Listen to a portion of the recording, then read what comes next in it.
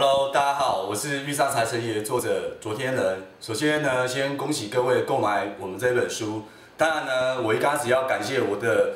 另外一个共同作者陈延生先生，要不是他在2009年的某一天来找我，是不会有这本书的诞生。那我也希望呢，各位呢好好的阅读本书的内容。当然呢，这本书的内容呢，它集结了文字的创作，以及插图，以及呢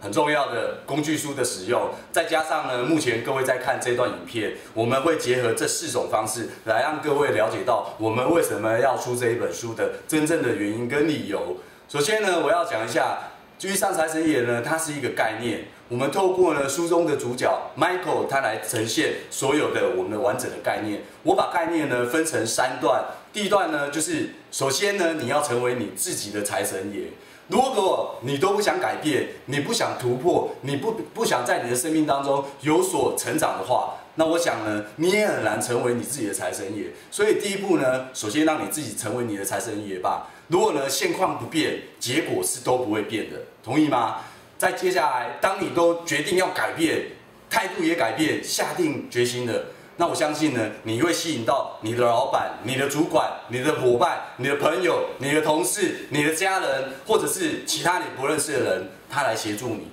如果呢，你都能达到第2步的时候呢，请你乐意的接受这些人的帮助吧，因为是你值得。那呢，如果呢，在别人的帮助的情况下呢，你达成你要的目标跟方向跟结果，我也希望呢，你进入第3个阶段，就是呢，你把你在整个努力的过程当中的方法跟心得分享给更多需要帮助的人，也就是呢第3步骤，你让你自己成为别人的财神爷。我想呢，这3个概念呢是贯穿我们这一本书的所有的精髓，先跟各位分享一下，也呢期望呢下一次的影片呢可以再一次的见到各位，谢谢，OK， 拜拜。